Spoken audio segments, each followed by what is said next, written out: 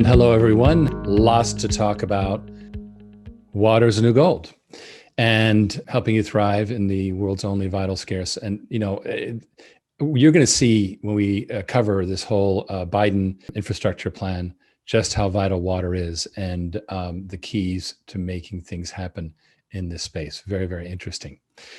Quickly, safe harbor statement, of course, that, we're not perfect, but we try our very, very best. And there are risks and uncertainties.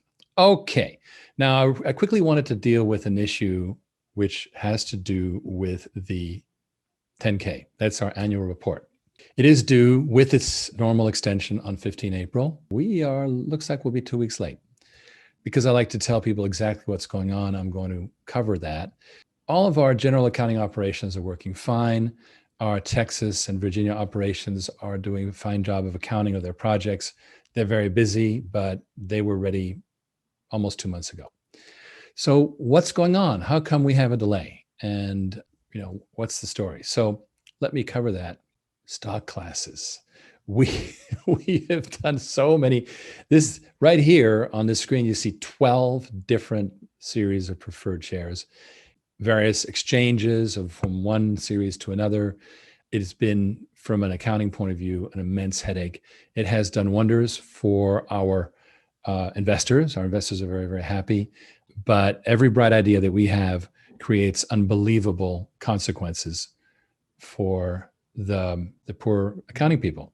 And that's what's held us back, quite frankly. Okay, so what are we doing about this? Because this is not, how a company turns into a world-class company.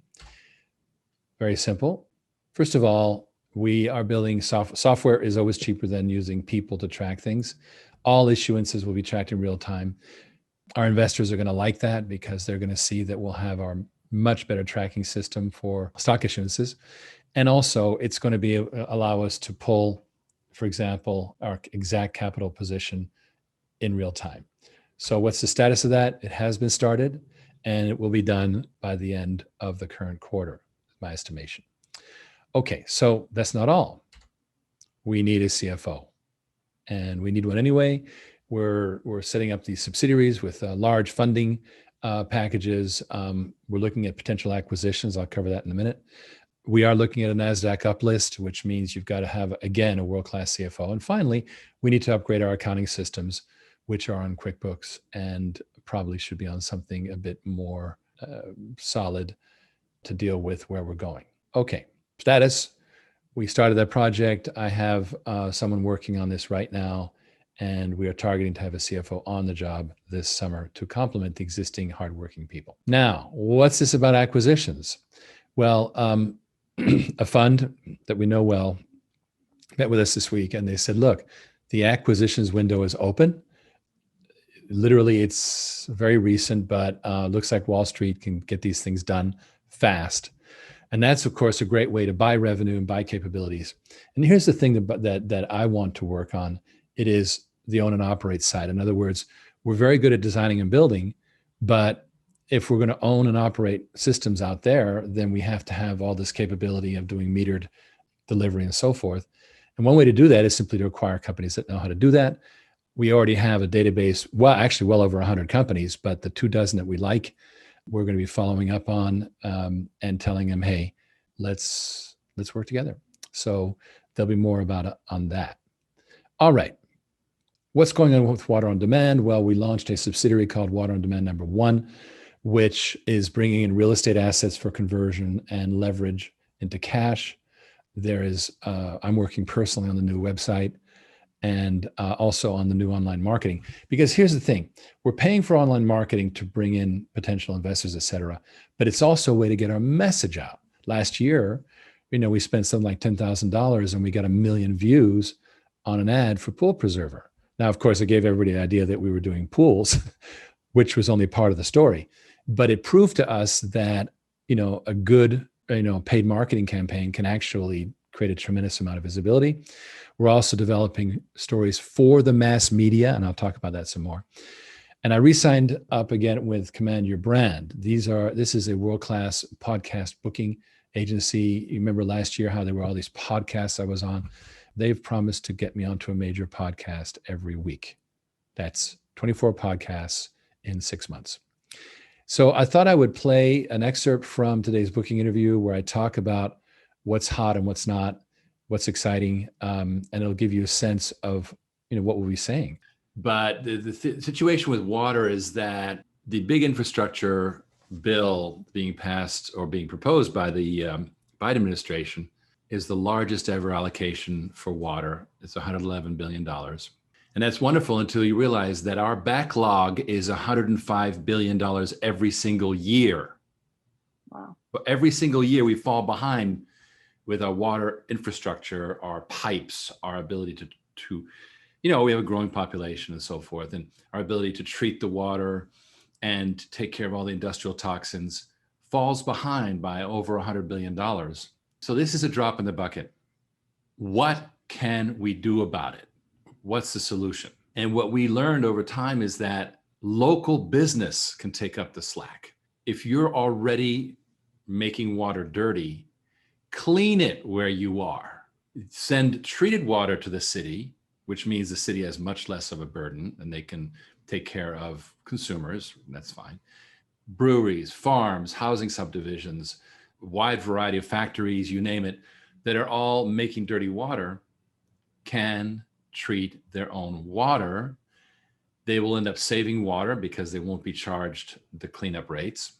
In many cases, they're being turned down right now. The cities are saying, no, we can't take it because cities are completely overloaded. We have an opportunity here to decentralize water treatment, to take it to the edges and make people, local businesses, do their own work. What's stopping these deals from happening? They're ready to go, et cetera. Money. The solution is subscription water, just like you're accustomed to your water meter in your home, et cetera. Well, these businesses, if you're a brewery, you're not in the business of treating water, you're in business of making beer. Mm-hmm. So keep making beer. Sign here, a machine will show up, clean your water, you'll pay by the gallon, it'll be a good rate, don't worry about it, and you're done. This is called water on demand. This is the new focus of our company. This is where we're going. Water on demand is how we're going to dramatically, we call it a fintech for clean water, because it's a way to leverage finance as a way to accelerate this local water treatment that is going to finally solve this problem that Washington's not going to solve. So so I can understand it too. So isn't that similar to like what they do with solar panels as well? Like you rent your solar panels or? Solar City, very good example. Look, pay as you go is the way to go. It's how, when you rent an apartment, you pay for it. Netflix, cell phones, everything is subscription. The key here is by going to a subscription model, we have a much longer relationship with our customer. I mean, I still have my Earthlink email address from 1994, right? It just goes on forever, that relationship. You pay by the month, whatever it is. So we have this long relationship with the customer. We make more money from them outsourcing the problem to us. Just outsource it. Don't worry about it. We'll take care of it. We'll make sure the water's good. You just pay for the water being clean to the standard the city requires. You're going to pay more, but you're not going to have to worry about it. The problem just goes away. We're solving water at the local level and not waiting for the federal government or states, counties, and cities to solve it, because they're not. Big agriculture, don't they get like taxed a lot anyways because of water issues and pollution? Agriculture is the biggest user in any given county in America. Agriculture is the biggest user of water. So is it kind of like pay now to clean it or pay later in taxes anyways, right? Fines, they get fined for the stuff, they mess up the rivers, et cetera. We know of a bunch of farms in the Midwest. There's one farm in Iowa that has its manure trucked away by Waste Management to a landfill and spends $7 million a month on the trucking. We could spend a fraction of that one time and they would get beautiful zero waste fertilizer and clean water, organic fertilizer. they're doing this, they're spending $7 million, they don't have the $1 million capital. We say, no, don't pay up front, just start paying our bill. Well, I'm also working on AI, because one of the cool things about AI is that, if you're sitting there at a network operations center and you've got a brewery in Santa Rosa, California, and you're trying to tweak the water quality, well, AI can do that better. There's a whole technology stack that we can get into, which is not basic water cleaning technology. People know how to clean water. That's not the technology the world needs. What the world needs is the high-tech part of water treatment. Here's the deal with water, huge industry. It's not going to be changed just by us. We are going to have to delegate, creating a market where water companies, investors can talk directly to each other, and you're just in the middle making sure, like Airbnb, that there's no fraud, quality's good, and so forth. But you're letting people do stuff. That's the eventual step. So that's kind of our plan, is to ripple out this new way of handling the water problem in the world. And by not trying to be the people doing everything, we actually can make the change happen. But a lot of my shareholders are like, Riggs, I'm doing well, stock's doing fine, but thank you for saving water. They're much more important for them. So we're really looking for people who want to do something about water in the world, and not just by sending money to charity water in Africa. But guess what? We have a problem right here in America, right? Mm-hmm. So, and if you can do it commercially as opposed to with donations, then it's a machine. You throw donations at something, it just fixes a well, great, okay. But what's the machine? And that's where if you can build a commercial machine, an engine, like an Amazon engine. Mm-hmm. And that's what we're doing. So people get excited about that. Wow, I can do something about water. I can invest with a purpose. I can do something about water and make maybe a ton of money, transformative profits. Everybody wins. Excellent. So that's just a few excerpts from the intake interview today. And now this opens up a few items that I spoke about today in that interview. So let me just cover that because this is very interesting. There's a whole new set of topics here that I wanted to get into. New topics that were covered in this booking interview. Very interesting. Water on demand is fintech, but it's also a high-tech rollout. Note the potential for AI. We need machine learning and network management. Now, what is the potential for AI? There's a very interesting article that I read a couple of days ago. Moore's law for everything. Moore's law basically says that everything doubles every couple of years. There's actually a new law that's updated from Moore's, which is called Nevin's law, which is that everything doubles every couple of years, which is ridiculous. That's a Google thing. But nonetheless, if you go to this address, you can read the full article. But basically, there's going to be a shift from labor to capital. AI basically automates a tremendous amount of things that humans normally do. Imagine, for example, that we're managing, 20 or 40, water as a service or water on demand type sites. And we have people sitting at dashboards and fiddling, oh, there's an alarm about the blah, blah. Well, we'll automate that. But then we get the machine learning that goes, hey, there's something happens because of a particular input, and then something else happens, and things get worked out. So that's the AI side of things. And it's really, really interesting. This article says that first of all, this revolution will create a phenomenal wealth. And I think we're seeing a lot of that with for example, the crypto boom, because crypto goes in the direction of AI, basically. But AI joins the workforce. And this will mean that there's a whole different world, really, and we can improve the standard of living. This article gets into that. It's very, very interesting, kind of off topic for us. But AI will lower the cost of goods and services because labor is the driving cost.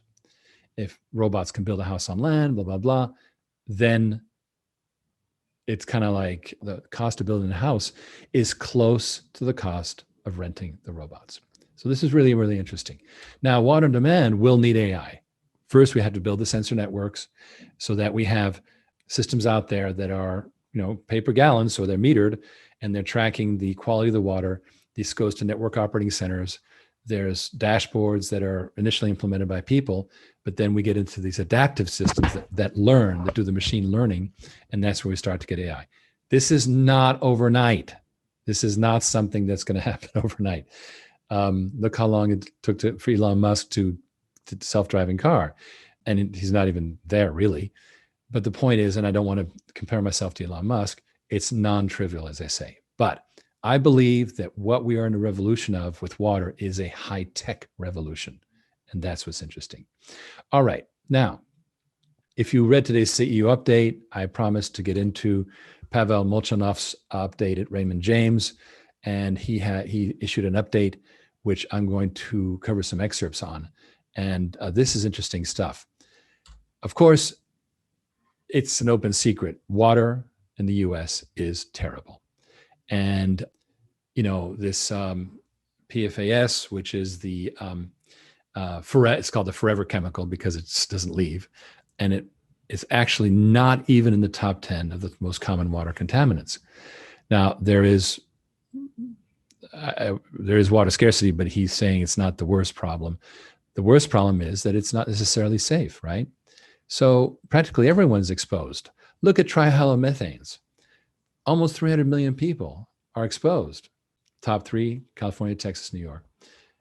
And you get a whole bunch more, chromium, nitrate, radium, all these interesting things. So these are problems. And even if you just choose the legal limit, there are violations. Here's the interesting thing is we talk a lot about Flint, Michigan, Newark, New Jersey, South Bend, Indiana, et cetera. But guess what? Rural counties are far worse off. And guess what's happening? Everybody's moving into the country because they can work from home. So we have these rural counties, which have poor water systems, and people are moving in there, overloading it. So not very fun. But anyway, the real problem, of course, is that we have 140,000 plus water systems in the United States. Forget EPA, well, EPA can't stay on top of it. They try. I certainly don't think that EPA is doing a bad job, but it's Herculean problem. And realistically, you can't really find these utilities. And so how do you go about it? Now, here's where he gets into the infrastructure plan, $111 billion, largest ever federal commitment concerning water. And that's all great, all right? And there's some good things in there, lead, cleaning up the forever chemicals, modernizing rural systems, et cetera. Now, it's far from done, right? There's a big fight in Washington. I'm not going to get into it. But let's just assume that this thing happens. Okay, fine. Let's assume we have $111 billion for water. What's the problem? Well, first of all, here's an article with Motley Fool. It takes time. Even if the bill passes, it's going to take some time to actually implement this stuff. There's not $2 trillion worth of projects ready to stick a shovel in the ground. He's talking about infrastructure and roads, but it's also true about water. So something passes, that does not mean it happens, right? The Obama administration got all tied up in knots around the Solyndra thing and this and that. They were trying to rush things through. It was a mess.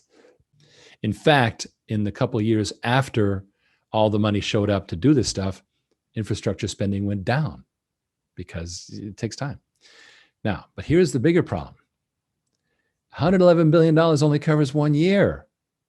We've had an investment gap that's $105 billion per year over the next decade. This was an article that came out in webinar that came out in 2016. So that's a gap. And the gap goes from $105 billion a year to $150 billion. You can see on the far right there by 2040.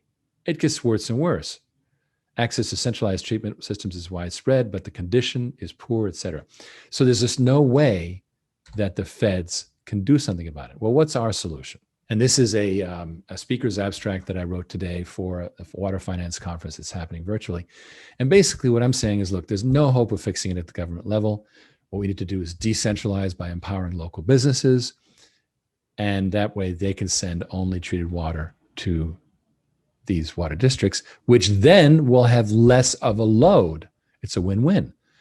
Now, what is it going to take? The technology we have with modular water systems in a box that we have, and secondly, these subscription contracts. And so I'll be talking about this hopefully at this finance conference, but certainly the world's going to hear a lot about this. The ability to pay for water treatment on a pay per gallon basis and how we eventually want to form a marketplace to bring investors and water companies together, what we've called the Airbnb for water. Last year, we were all excited about that until we realized that we first needed to get our own house in order and implement it. So that's the quick picture at what's been going on, and some of the look of things from where I stand. I'm extremely excited about the potential for this, and I'm going to quickly cover the participating in our future part. Ken, you had some thoughts that I thought were pretty exciting. Did you want to share them? I've been experiencing spending sometimes 8 or 10 hours a day speaking to our investors or prospective investors. I don't think that I've ever had more people intuitively understanding what we've talked about. Usually have to spend a few minutes describing what we do. I mean, and sometimes it's 3/4 of the conversation. I've had more and more people finishing sentences for me in the past month than I've ever had in my life. As soon as I get to the point where a business is going to simply sign a contract and a service level agreement, and they're going to pay by the gallon, I have people go say, so they're going to treat it like a utility. And I go, exactly. So I believe that we're at a point where if we can broadcast this message, this solution broadly, I think the adoption of this, because it's so vital, could be many, many times faster of other, recent disruptions you've seen in the market in the past 20 years. And that's very exciting to me. Very cool. Very cool. Well, to back it up, we have a series of investing options. The one that we're about to start, which is basically a very generous, you get your investment back in stock at the time you choose. And in the interim, you get 10% dividends. And then there's triple warrants, which means basically you get the ability to up to triple the benefit that you get. So it's like a 4X kind of thing. Now, what are we going to use it for? Again, these network operating centers, these sensor networks, the meter billing software, the on-site support personnel, financial staff, general operations, et cetera. And that really, Ken, is your bread and butter, right? Yes. And we're trying to wrap up the previous round, the very popular Series R, but this is what's coming. Okay. Next is water on demand. Now, these are larger investments, $1 million. We built water on demand number 1, which is the first one, and opened a $20 million private placement and this is to fund the equipment for these water demand projects. And it has a very generous thing. You get stock, you get double warrants, and you get a percentage, 25% of net profits from the fund, and you are a secured creditor. So that's a very good investment for people wanting to do a larger amount. Now, crowdfunding. We are looking at, and I just opened discussions with a portal that I know very well that is interested in working with us, taking stock to not just getting, charging us fees, but basically to build a series of I'm calling them funds. They're not really funds. What they are is subsidiaries that have money that then invest the money. So they're not technically funds. But this will fund this equipment for this pay-per-use program that we have.